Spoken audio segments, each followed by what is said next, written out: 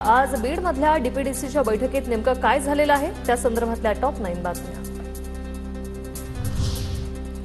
गुन्हेगारी कमी करा, चुकीची कामं करणाऱ्यांना पाठीशी घालणार नाही, बीड जिल्हा नियोजन बैठकीत पालकमंत्री अजित पवारांचा इशारा।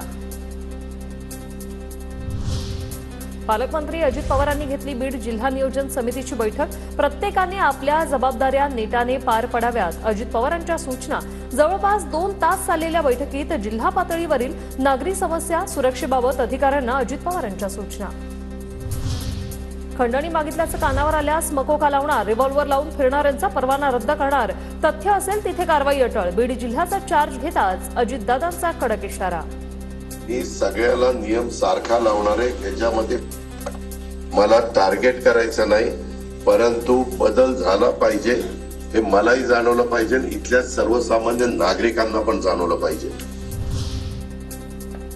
अजितदादांना सर्व पुरावे देऊनही धनंजय मुंडेंचा राजीनामा घेतला नाही। कार्यकर्त्यांवर खंडणीचा आरोप असताना मुंडेंवर मकोका का नाही, अजली दमानिया यांचा अजित पवारांना सवाल।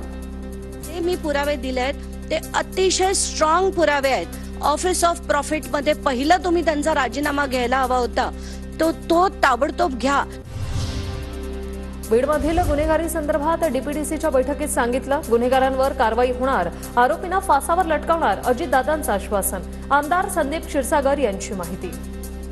डीपीडीसीच्या बैठकीमध्ये सुद्धा जो बीड जिल्ह्याचा विषय पूर्ण मीडियावरती चालू आहे, त्या विषयाला धरून ते असं म्हणले की जे कोणी गुन्हेगार असतील त्याला कारवाई होणार।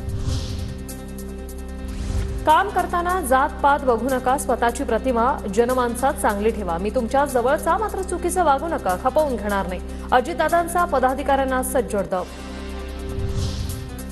सोडणार नाहीची भाषा अजितदादांनी करू नये, संजय राऊतांचा टोला। अजित पवारांसह त्यांच्या अनेक नेत्यांवर भाजपकडून आरोप झाले, मग मुक्ततेसाठी भाजपमध्ये जाऊन गंगास्नान केलं। अजित पवारांच्या मकोकावरील वक्तव्यावर राऊतांची टीका। भाजपात जाऊन गंगास्नान केलेलं आहे, तर त्यांनी तटस्थतेच्या किंवा कायदेशीर कारवाई याला सोडणार नाही, त्याला सोडणार, आपण स्वतः सुटलेले आहात हो, तर तुम्ही काय करणार। धनंजय मुंडेंविरोधातील पुराव्यांचा पेनड्राईव्ह अजितदादांच्या पीएला दिला, आमदार सुरेश धस यांचा दावा। तर धसांनी कोणताही पेनड्राईव्ह दिला नाही, धनंजय मुंडेंनी आरोप फेटाळले। यामुळे बैठकीत काहीसा गोंधळ झाला, मात्र अजित पवार मोठ्या आवाजात बोलताच सभागृहात कमालीची शांतता। माझ्याकडे मी सगळ्या मीडियाला कालच दिलं ना पेनड्राईव्ह, अजितदादांच्या पीएला दिलं ना, डिस्प्लेना आज डिस्प्लेच होते ना, बरोबर त्यांना कालच पाठवले ते।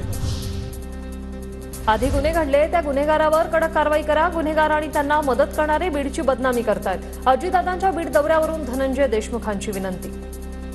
हत्याकांडातले जे सगळे आरोपी आहेत यांना फाशीची शिक्षा देणं हे पहिलं काम आहे। माझ्या भावाचे जे हत्या करणारे हत्यारे आहेत, यांना मदत करणारे जे कोणी लोक आहेत त्यांना पण माहिती आहे, सगळ्या म्हणजे SITला CIDला हे त्यांनी जाहीर करावे।